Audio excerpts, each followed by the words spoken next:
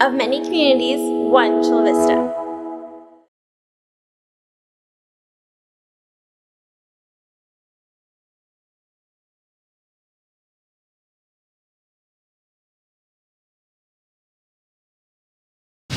Actually, I think my answer to both questions is pretty similar. You know, on the question of medical marijuana, it's all in the details. It's all in how they can be legislated. I mean, the truth of the matter is, like it or not, in California, the voters passed Prop, I think it was 215. So use of marijuana for medical uses is allowed in the state of California. And the question really is, what are the rules that are going to be put in place to control it? And so without knowing, without seeing in front of me what those set of rules are, it's hard for me to answer the question about whether it's a good idea or not. It depends, is the answer. On the Prop G, I read Prop G, or I tried to read it. I need to read it like 3 or 4 more times. It's written in a very confusing way. There's a lot of double negatives in it. And here's my answer to that. You know, Chula Vista is being taken over by special interests. And it's up to us, the good people, the people who live in Chula Vista, who spend their lives here, and want to keep this a good place, to not allow that to happen. Prop G is all about a big war between the contractors and the labor unions. The proposition is very confusing to me. I haven't decided yet how to vote on it, but I am totally ticked off that Chula Vista is being used as a battleground between these 2 special interests who are fighting each other. That's what shouldn't be happening, and I think is wrong.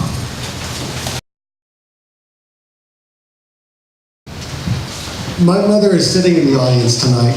She's 85 years old. Would you please stand up, Mom? My mother,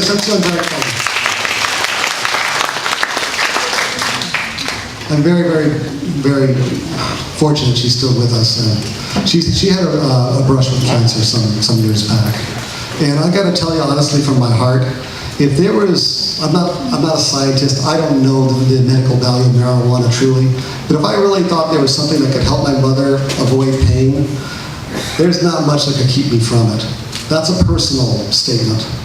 As a matter of policy, I've got to tell you, I was with the city council when they considered this, and I saw numbers projected on the wall that showed profits from these dispensaries. It looked like they were profits from opium dens, and I saw the people involved, and I had no confidence in them. You know, as a matter of public policy, if we can't do this in some kind of pharmacy-like environment, we can't do it at all. That just has to be my bottom line stand. In terms of fair and open competition, Otay Water District, even in a bad time, does tens of millions of dollars of construction every year. And there's one particular thing I look for. When I don't see enough companies bidding, I wonder if there's a problem, because we're probably not getting the best price. Competition means best price. When we have a situation where we have 2 groups, one saying, I want a fair opportunity to bid on projects, I'm qualified, or I want a fair opportunity to work on a project as an employee, I'm qualified. To me, that's an interest, not a special interest. When you have another group that says, we don't just want a seat at the table, we want all the seats. We want, in effect, a monopoly. That's a different story. And not only is that wrong and unfair, but it's expensive. We were talking on something like a Bayfront, tens of millions of dollars of resources we can't afford to squander. So when I ask you, when you look at this issue, look at what's best for Chula Vista, not just this year during the recession, maybe not just next year when we're coming out of the recession, but I'm talking 10, 20, 40 years from now, when we have to get the best value out of our dollars starting today. Medical marijuana It's state law.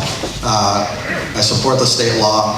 We just have to figure out how we're actually going to define it here in Chula Vista. There's a court case that's going on in Orange County that's going to define a lot of what we're doing as far as what we can and what we can't do. We got to figure out how, from a land use perspective, and how they're actually going to fit here, how close they're going to be to schools. These are the types of things we really need to consider in our community. If they're going to come here, if there's going to be dispensaries in that way, those are the types of questions that we need to ask as far as like how close they are to schools and what kind of land use designation we're going to do, what kind of permits we're going to do. These are the types of things we need to think about when we're talking about medical marijuana and how it's going to impact our community. Now, to the PLAs. I'm absolutely against this measure. It's anything but fair and open.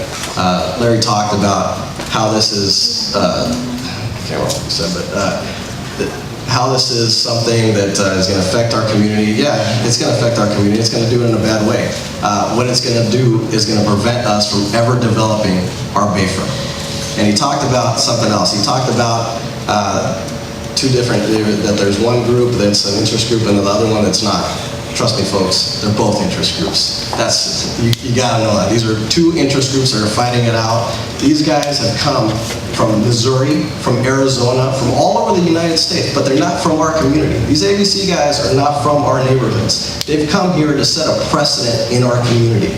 But they don't care whether we develop our bayfront or not. They just want to make sure that they set this precedent.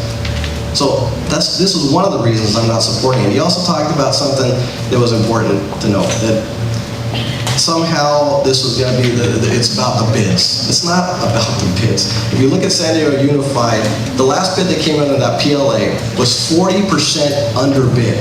And guess what? The contractor who got it, non-union. It was a non-union contractor that actually got it 40% underbid. Where were these guys when San Diego was developing their Hilton? Where were they when San Diego was developing their PLA at Petco Park? Where were they when San Diego was building its convention center? They were nowhere to be found. But here they are coming to set a precedent in our community. And we cannot allow one group, one interest group, to come into our community and decide what our future is going to be on our bayfront. It's the wrong thing, and we do not support this measure.